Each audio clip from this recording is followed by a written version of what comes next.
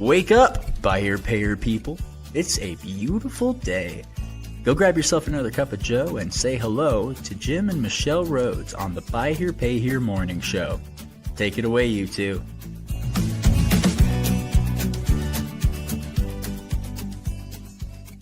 Hey, welcome friends to another Friday episode. We don't have the beautiful Michelle Rhoads in studio today. She's traveling. So we have the handsome Ken Yang joining from, are you in North Carolina home today? I'm in North Carolina today. Wonderful. You've got your North Carolina accent going on there a little bit. That's right. That's good of you. Hey, just I got a couple of things to share. We will be away for a stretch. And so we're going to, I think next week's, both episodes for next week will be reruns. So we've got some important episodes that, need to be seen again. And for anybody who missed them, so we'll have those set to broadcast in the normal time slot. But just know that we will not be joining live. Michelle and I are going to make time for a little getaway. And so we're going to see what vacationing's like. We haven't done it in a good while. So, here comes Mr. Nathan Syme too. I extended the invitation to both these gentlemen at the last minute, but didn't really know that either one of them would be able to chime in on the conversation at the last minute. So give Nathan a minute to get his AV connected. There he comes. Welcome, Nathan. Hello. How are you doing? Good. Glad to have you here. I on the short notice, I really wasn't sure that it would work out for either of you to participate, but I'm glad you're here. What's up, so, Nathan? Are you not hearing us? Yeah, I hear you. Sorry. Okay, good. All right. I make sure we're good before we move ahead. So today is something I thought, with you guys being dealers yourselves, it would be good to have you here to offer your thoughts. This is something that we've talked about in the past on the podcast, probably been a couple of years ago. The only difference now is that we've got more detail, more, prepared actual booklet for dealers to be able to refer to if they wish to use this sort of calculation. So today we're talking about what I will call collection efficiency. Typically we're referring to it in collection efficiency, measuring how well we're getting money in the bank. But after a meeting with a dealer yesterday and working through these collection efficiency numbers, dealers started to ask some pointed questions about could my deficiency be caused by this? And I said, yes, it absolutely could. So we dug into it. So I think this is kind of the purpose of, drilling into this, because there's so many layers to choosing to look at collection efficiency. A lot of dealers look at delinquency. Some look at recency. We know there are dealers out there that look at collateral recovery rate. All relevant in their own ways, right? They all tell a different story. So I think our collection efficiency today, and more specifically identifying the deficiency, is part of what is meant to help dealers point to better identify the areas in their operation where there may be some, I'll call it leakage, just generally. And I don't mean people are putting money in their pocket. I just mean the money is not making it into the bank account for whatever reason. And so today we should give folks a really specific way to identify those dollars that are, not being generated. Ken, have you heard me talk about collection efficiency? You know what that is? You know what I'm referring to? That the actual. No, I don't think I've heard that now. Okay, so we'll get into it. Nathan, I don't recall. You do it. You've been tracking it yourself, Nathan, for quite some time. We kind of got you started on that probably a year and a half or so ago. Probably. Yeah. Sounds about right. So I've actually got some data teed up that we can share that's from a dealer that is, we have 2.5 years worth of weeks of data. You're talking, I've got on the screen over here on my side, but got 153 weeks of data to be able, 136 to be able to point to. And so this is really going to be important information to be able to kind of pass along for folks and get a sense for how this is different. So I'm glad you guys are here to be able to kind of add your perspective on, what's going to be presented. So let me clean up a couple formatting things. I'm trying to zoom a little bit and mess things up. Got squared away. So Nathan, I might just have you share before I dive into all that, kind of what your experience has been in tracking collection efficiency. I mean, what do you like about it? You continue to do it. So what do you find that you gain from it as a dealer? So I think when it comes to building effective collection policies, it is a way for us to know when what changes that we're making are working, and what policies might be impacting the actual dollars we're bringing in. So if, I like to make decisions off of data, not off of guesses or hunches. So when we look and we can see that, if you're working with a customer and you have a policy when it comes to promises to pay, or working with them on we're going to make 2 payments instead of 1, and all of those kinds of things. So when you're making those decisions, you want to be able to see if it in fact is impacting your overall collections, right? So that just gives you an actionable way to ensure your collections department is doing their job, first off, and second, that the internal policies of the dealership are meeting the standards of what you should be collecting in terms of your portfolio. Yeah, that's great. I would say the policy part is important.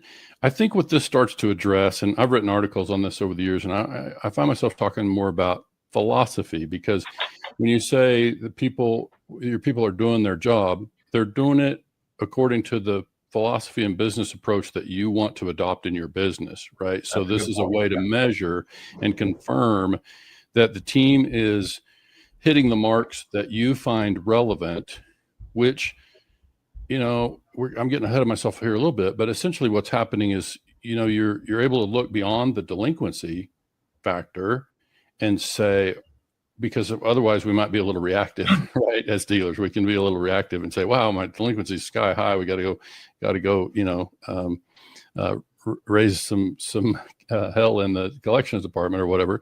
And sometimes that's a little bit, first of all, it's reactive, as I said, but it's also applying pressure to the team when they very well may be doing the job that you have actually asked them to do. Right. So this is where it becomes challenging. And that's why the recency becomes a consideration here. But I think when we get into the actual process of tracking collection efficiency, then people start to, understand maybe how it's different. Let me just share on the screen here some information. This is an actual dealer's data. And I know I'm going to have to zoom in on that for you guys to be able to read any of it. But I think the most significant thing to express here is that, when you look at that report, you've got, as I said, this is live as of this past week. And what you're seeing is data from 136 weeks. So this dealer's now got 2.5 years of week over week data. So you talk about being able to identify trends and determine whether or not anything's really shifted in their practices. And I can tell you in this particular dealer's case, part of what set this conversation in motion is the collections team used to pretty consistently land in the 95% range. We've got tiers set up for them on bonuses associated with this collection efficiency outcome. And they've just been kind of falling a little bit lower. They've been falling into at 93%. It's not necessarily an alert, but it is different than where they were. And so we want to try to understand what's different. Why are we collecting 93% instead of 95%? And so I've got some referred to on the screen separately. It walks you through these particular numbers, but let me just first explain what the 93% number is. So looking at this, let's look at the last 2 weeks with this particular dealer. Contractually speaking, the dealer was supposed to bring in, for those not seeing the screen, $46,981. So what I mean by contractually, Ken, is we got to be on a software that allows us to generate a report that tells us in an upcoming 7-day period, we're used to using Monday through Sunday, but right now, if we were to run a report for next Monday through Sunday, will it tell us the payments that are contractually due in the portfolio based on the number of accounts or the accounts that are active today. Okay. So obviously if the customer's biweekly, they may or may not be due on that reporting cycle. But if they are due biweekly for $300, we would want to see them on that report, even if they've already paid it, even if they're past due from other payments. We just want to know, what does the contract say that the customer should pay in this 7-day period? And the reason that's important, it just kind of lets us as a dealer to be able to say, my portfolio is X. It's supposed to produce this much money next week. So now we come in at the close of that week and say, how much do we actually collect, right? How much do we actually put in the bank and convert to dollars? And you can see that this number right here in blue, you can see on row 7 right there, that it varies. So back to the numbers from the prior week ending the 21st, they were projected to collect 46,981. In fact, they collected 48,852 net. So there's a calculation on the other screen I'll take you to in a minute that nets out large payments. After they did that math, they came in at 87% for the week. So in any given week, we might get a little excited about that and say, man, we really collected poorly, right? And we might react accordingly. But the following week, they were projected to collect 49.7, and they collected right at 52. So 104% for that particular week. And this number that you see here is their 10-week rolling average. And that's what I recommend. That's what I recommended for you, I'm sure, Nathan, because I've been suggesting that for probably 20 years. And the reason is, I'm old. So the idea here is that you have the history, and it allows us, because of using the same methodology, it lets us know what's a reasonable target.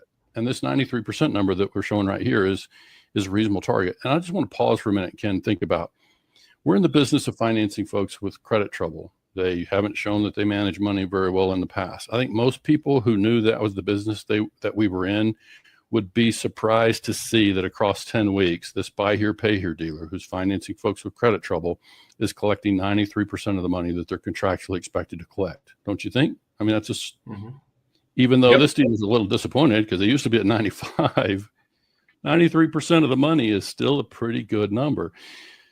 But I think what this begins to identify is when we talk about that deficiency, it helps us really figure out, so what are the missing dollars for that 7% in this case? So I think before I go into that, let me jump over here and show you the detail page, and I'll need to zoom in on this one as well. But so what happens over here is you can see down here in this section at row 13, this is where we subtract the large payment. So this is where we're deducting unexpected payments, is what I call them. Customers, Ken, back to our example, customers contractually due for $300 in a biweekly reporting cycle, but they have an accident, there's an insurance claim, and there's a check comes in for $6,500. Well, it's a payment, it's on our payment report, but we don't want to include it in our collection efficiency, because the whole aim of collection efficiency is to see how well are we doing collecting the payments that we expected to collect, right? And so that's why we filter that out. And so you end up with this net collection efficiency number. I know dealers who track collection efficiency, but a lot of them do it on a gross basis. And so they're running 100% plus. And so I think it's more useful to take a moment to deduct those large payments. And now you end up then with that net number. So Jim, go ahead. Jim, I got a couple questions. Sure. So the first one is, so for those that may not understand, why the 10-week rolling average? Why not 8-week or 12 weeks? I'm glad you brought that up. It's because when you think about across a 2-month period, you're going to have customers who pay bi-weekly, semi-monthly, monthly. Some of them might get a little behind, some might pay a little bit ahead. But across a 10-week period, you're pretty much going to capture almost all cycles of bi-weeklies and semi-monthlies and monthlies, right? I mean, that's kind of how we landed on that years ago and just kind of stayed there. And so it just makes sure that we capture a broad enough range so that if there is a monthly customer who's past due and they need a month to catch up, then it should still reflect. So in the example that I've given in the past is if you take it to a customer who's got a weekly payment that's due, then all of this, and when you think about this, you start to identify the reason that this number is a little bit different. you say you just for simple math, let's say you have a customer who's got $100 weekly payment contractually due. So every week, as long as they're in the portfolio and active and haven't been charged off, every week is going to show $100 from Mary Smith, we'll call it. Well, if Mary's a little bit short in week one, and so she can only pay $40, that means we're short, we're deficient for that week. But if she pays an extra $20 for the next 3 weeks, then we're going to over collect for the next 3 weeks. And across that 4-week period, we would be at 100% relative to Mary Smith's account, right?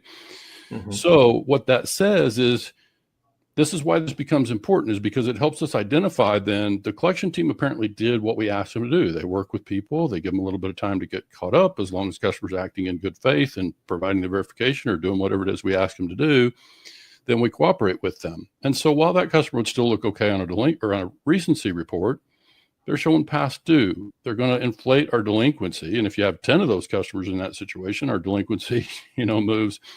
Yet we don't want to penalize the collection team for doing that. If that's our approach, if we have a bend without breaking approach to collections, and we do accept partial payments and we do cooperate with people, then it stands to reason that we're going to have some delinquency spikes, right? And so I think the question becomes, how do we react to that? And I've met a lot of dealers over the years who really just look at delinquency, right? And I think it's problematic, because it just doesn't tell the whole story, especially if we're trying to cooperate and work with people.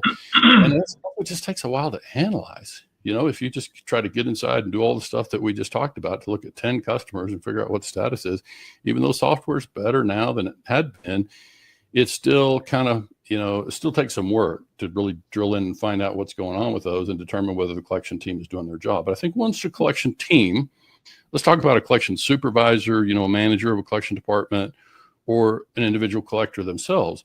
Like when they look at these numbers, once they get familiar with the thing, especially when their pay plan is tied to it, I find that what it does is it promotes more proactive collecting.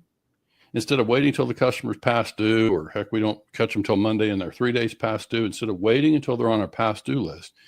If we work from a list that says, these are the customers that are contractually due on Tuesday, and let's say there are just 5 of them. When I come in on a Tuesday morning, these are the people. So I still have my past due list. Of course, I'm still working my past due list. But when I can start my day from, these are the customers that are due today, then maybe your practice is, or your approach in your business is, to reach out to them on the day that they're due. Maybe you don't reach out to them till 4 o'clock in the afternoon on the day that they're due, whatever your practice is, but at least you know who they are. The reason that's important is if you see Joe Stevens pop up on the list, it's due Tuesday, I say, oh man, I probably should reach out to him now, because when I last talked to Joe Stevens, he was talking about a possible job change, right? So it's a reason for me to work it before it's a problem. Customers are more likely to answer my phone call today than they will when they're 6 days late. So if I can reach out to them and talk to them now, then that helps me to, work the accounts more proactively. And I find that when managers really settle into that and they understand this is kind of the thing, then it helps them to approach collections more proactively, and to kind of know that they're not going to get beat up by the dealer supervisor. We obviously want to have supervisors and collectors and sometimes general managers all compensated on this sort of approach to collections whenever, the thing is set up well in the system, or in the processes at the dealership, I should say. But the idea here is, once we all get on that same page, then we don't fear being penalized for working with a customer, especially in today's environment, right, Nathan? I mean, it's tough for a lot of customers out there. And so if we just try to take an iron fist approach to get your payment in here by 6 o'clock on Friday or else, then I think most of us could expect to have a lot of repos, on the lot come Monday. And so this is something that we really are trying to re-emphasize and to make materials available so that folks can capture this. Now, I can tell you from my experience, and as people speak up, if your system will do this, just be careful, make sure you got the definition. If your software will produce a report that shows the customers that are contractually due in an upcoming period, like give you a list of all the customers and exactly what's due on their contract, irrespective of whether they're behind or paid ahead, I'm only aware of 3 software that will do that for us in the buy here, pay here sector now. One is IDMS. The other is, or the second one would be DealPack will do it. And I know DCS will do it. So if there are others out there that will do exactly the way that I described, please let me know. AutoMaster will do it. Yeah. Okay, AMS. Okay, good. Mm-hmm. Yeah. Okay, so if AMS, then what that affords dealers the opportunity, especially if this can be auto scheduled, so that it automatically spits out every Sunday night, for example, based on the contracts that are active. That's important, and that's another reason we want to do it on a weekly interval, is because we want to be working from fresh data. We want to know that, because if 3 accounts get charged off on Friday, we don't want them on the Sunday night report, right? We want that moves over to our inactive portfolio, and it won't be on this projected. In the case of IDMS, it's called a projected payment report or projected payment analysis report. So I think this becomes really important to have that kind of data available. And the workbook that I prepared, with a little help from ChatGPT, we took all this information and put it into a booklet that dealers can have. They can send a note to me, jim@whitehatway.com, and we'll send them the little booklet that they can refer to. And if you're not on one of those DMS systems that I mentioned, then there's a method that you can use to use average payment, update your average payment method or your payment amount periodically, and it'll do the math. It'll get you close. We'd still prefer to have it contractually do, and I would love to have every DMS make this available for dealers for exactly this reason. But I think what happens is when you start to look at that, let's go ahead and drill into the thing about the 7%. So, as I was having this conversation with a dealer yesterday, I said, so could this be the reason that number is lower? And I said, yes. So I asked you to think about this. Like if we consistently run 7% deficient, doesn't make it to the bank in the 10-week period, then what would be the drivers on that? I've had fun in classrooms over the years, I'm speaking, talking about this subject, ask dealers in the room. And typically it takes a little bit. Somebody will say, well, what about just repos? And that's definitely one of them. Okay. So customer Mary Smith was supposed to pay 100, didn't. 3-4 weeks go on. We repossessed the car. But contractually speaking, every one of those weeks she was in our active portfolio. She was expected to pay. She ultimately charged off. She repossessed, charged off. So whatever that window of time is that 4 weeks? Is it 8 weeks? How long did we allow Mary to stay in our portfolio not paying what I would come to call a non-performing account? How long did Mary stay in the portfolio in a non-performing status before we charged it off? Because even if the customer's out for repo, still active, still in this report, okay? Even if the customer has been repossessed but not yet charged off, still active, still expecting a payment, still would like to see a resolution. So it's still in our portfolio. So it part of what happens here is, I think, from a balance sheet perspective, and the other reason I like this measurement is because it gives you, Nathan, as a dealer, some awareness around if my collection efficiency is falling off, I must have a number of contracts that are not performing. They're not paying as expected, which means I have a percentage of my portfolio that is kind of, sometimes we call it dead wood.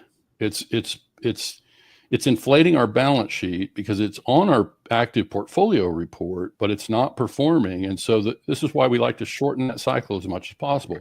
We definitely, White Hat Way, we condone a bend without breaking, work with customers. And then once you get to the point where it has to be, the relationship has to end and we have to repossess and charge off whatever, we just want to see that cycle be as short as possible. And part of the way we help that become short is just keeping in contact with customers and being proactive and not letting a delinquency problem drag out.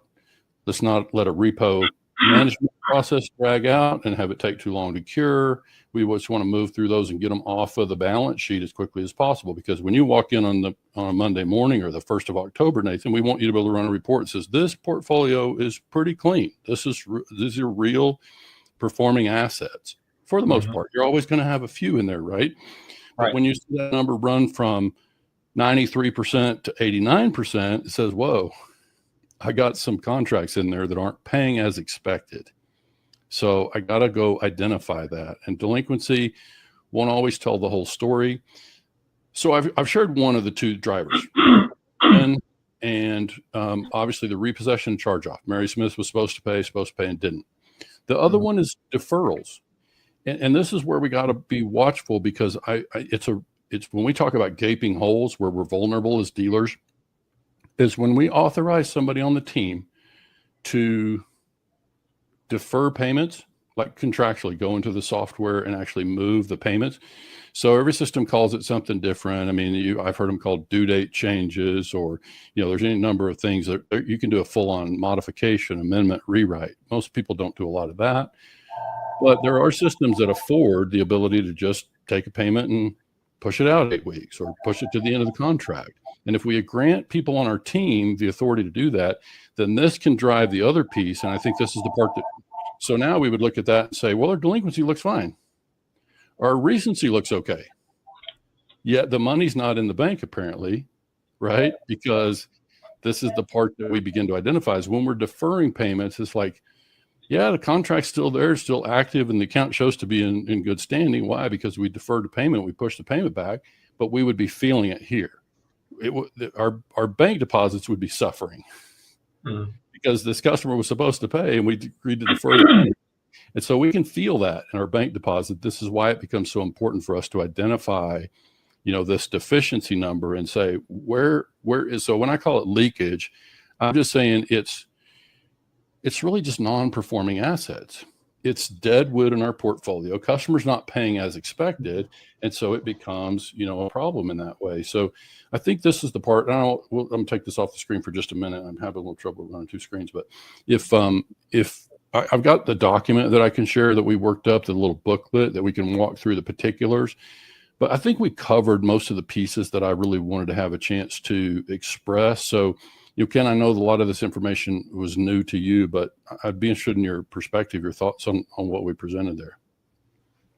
I guess what I'm just thinking about is, one of the things is, like you said, large payment that's taken out, right? Like how, so what if what if a customer makes a large payment? Like they got, I don't know, they sold some stuff and now they want to pay $1,000, which doesn't happen normally, but how does a dealer go in and include that into that, or does it take the it, cutoff do they we take use it is out as well?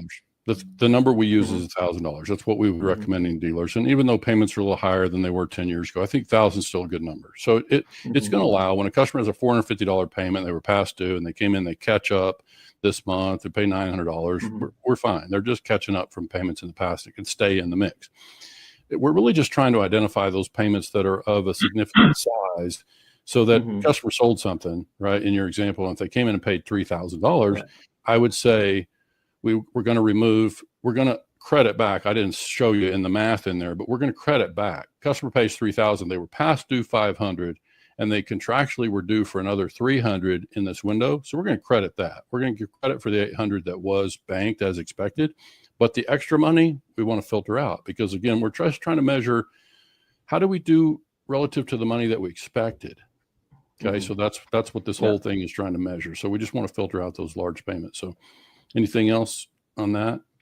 Yeah, I'm just, the other thing I was thinking is, let's say a dealer, because I've been talking to some dealers, and, like I told Nathan in one of our conversations, that some of these dealers don't even know their numbers, right?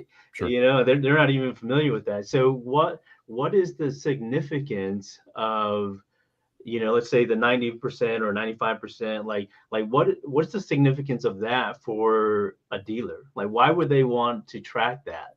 Or why is that even important for them, right? Well, I'll let Nathan answer that. He's been doing it. Why is it important to you, Nathan?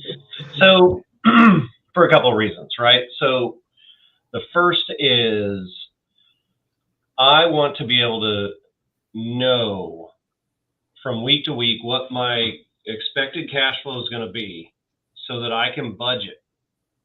So I can go out and say, yes, I can afford to make this repair this week, or no, I need to push that recon to next week. I can afford to buy 5 cars this week. No, I can't. I can only afford to buy 3. So it allows you to budget into the future. That's probably the biggest. The second is, and this kind of is evaluating the overall health of your portfolio. Like if I keep growing and building this, right, and it keeps getting bigger and bigger and bigger, am I going to be able to add an employee 6 months down the road or not? Can I expect that? Because, buy here, pay here things don't show themselves for several months, right? So you could think you're doing a great job, and then it just, the deficiency in whatever policy or operational mistake you might make, which we all do, really compounds over time, and you don't get to see that out into the future. So it allows you to plan not just this month or this week, but also if I'm going to grow my portfolio to 300 accounts from 100 accounts, what's that going to look like? And am I able to, are our policies robust enough? Is our bend, don't break rules effective enough in bringing real money in to allow me to grow? And then, you also will know, it'll impact repossessions. It'll impact how your lending relationships are going to look. Can I continue with this, line of credit and grow that into the future? Will I have enough cash coming in for the debt that I'm taking on if I continue to add to this line of credit? So it's a planning tool. It's a policy tool. And I looked at those numbers Jim put up, and I'll tell you, like, you could see patterns in the numbers. Like you can see that last week of the month, that guy 3 months in a row was collecting over 100% in the last week. Yeah. Right. So that does two things. Number one, am I going to sweat it this week if I'm at an 85%? No, because the pattern is, you got week 132. Okay. Mm-hmm. So like if you look, there was a date on there. That was the last week of the month. Okay. Right. So weekends 8/31. So he collected 117%, right? Next week out of the gate, he's at 79, right? Do I panic over the 79? Well, let's play it out. Okay, 79, 93, 87. All right, last week of the month again, we're at 105. Right. So I think you can spot trends. You can also know, like, oh gosh, I'm in the third week, I'm panicky. Do I have enough money to cover payroll? Because that's coming this week. Oh, probably not. Not saying for certain, but probably not. I'm probably going to collect, 105, 100 and whatever percent of what I'm expected to. So it gives you the ability to really plan out your cash flow as you go from week to week and month to month. Yeah. Yeah. Perfect, Nathan. That's several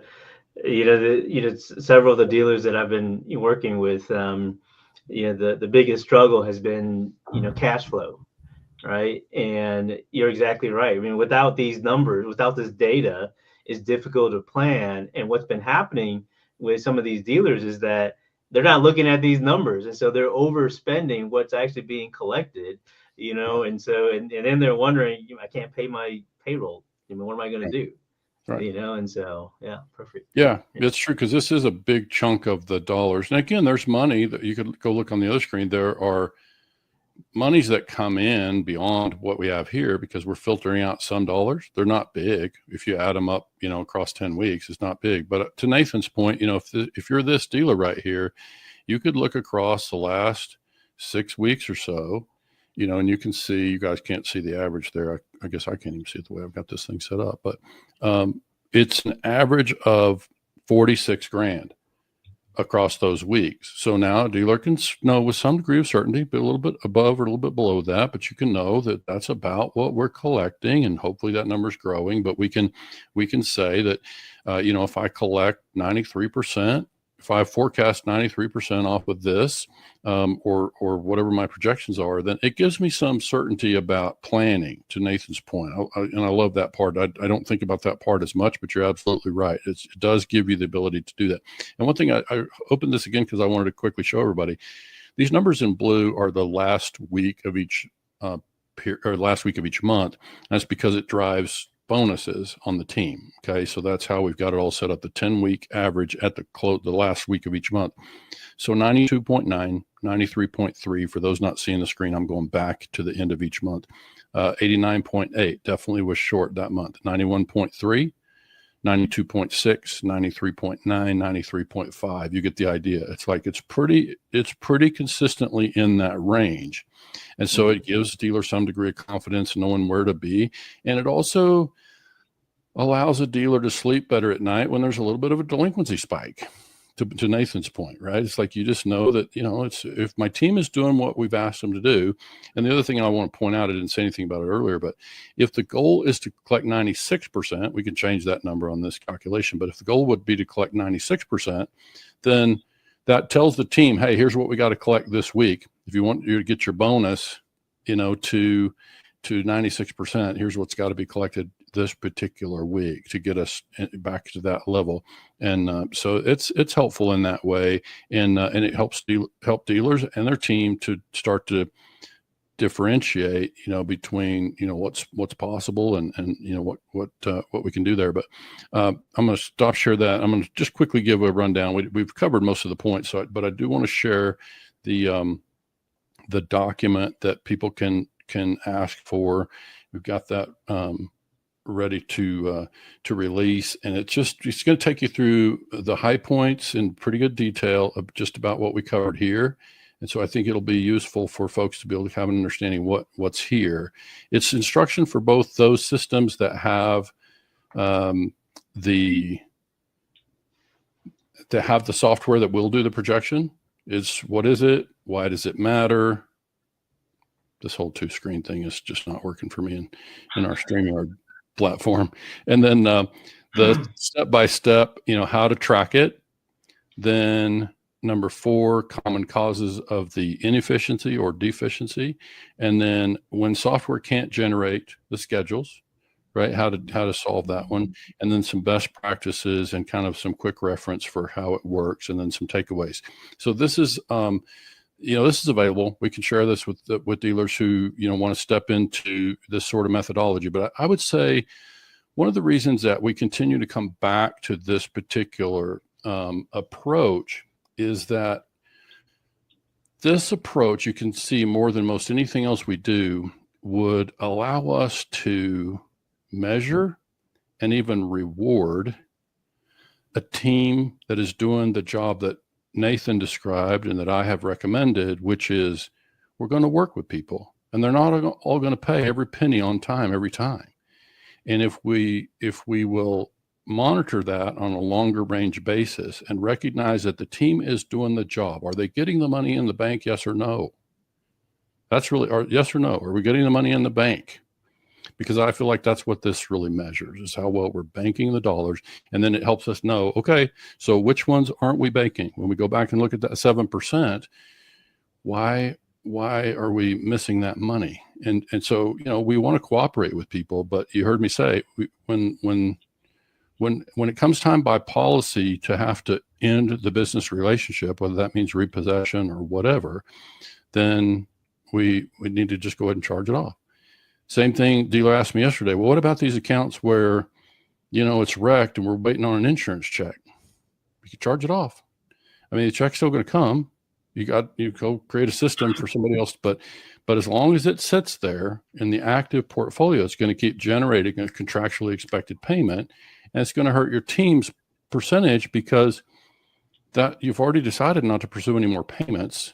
You could charge it off, and when the check comes, you apply it toward the charge-off balance.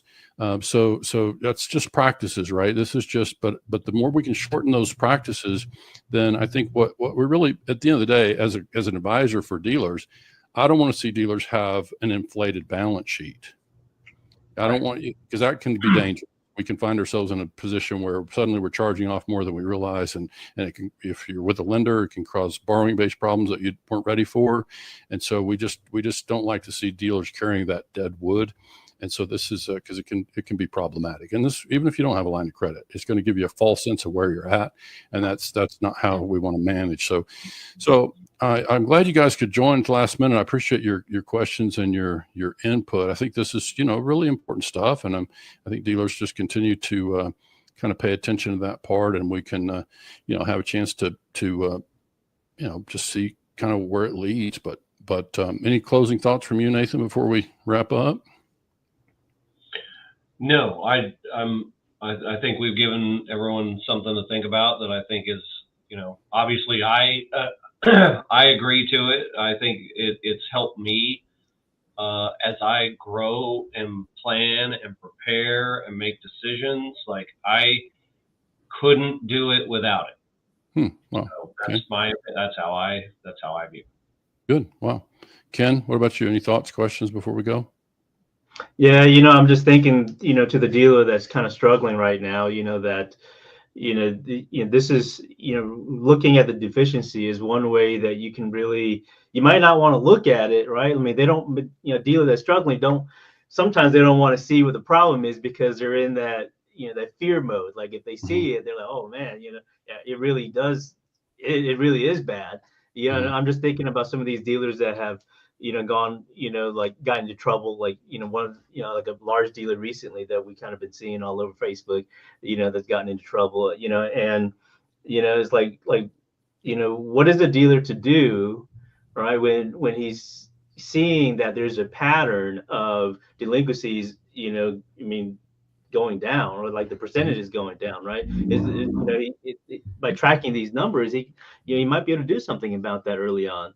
Yeah. Or like what you said, it's possible that, it could be a covenant issue, and then, what do they do, right? Yeah. So, I mean, well, and that's obviously a major warning sign. If it's a covenant problem and they don't feel like they can charge it off, then that's a recipe for that's going to get bad. And so that's going to get really bad. Yeah. Call me and I'll call Ken, and we'll find out. We'll figure out a way to help solve the problem. But, no, that's definitely great. Yeah. No, I appreciate you guys making time to be part of the conversation today. I think we'll wind it down there, but we just always want to make sure we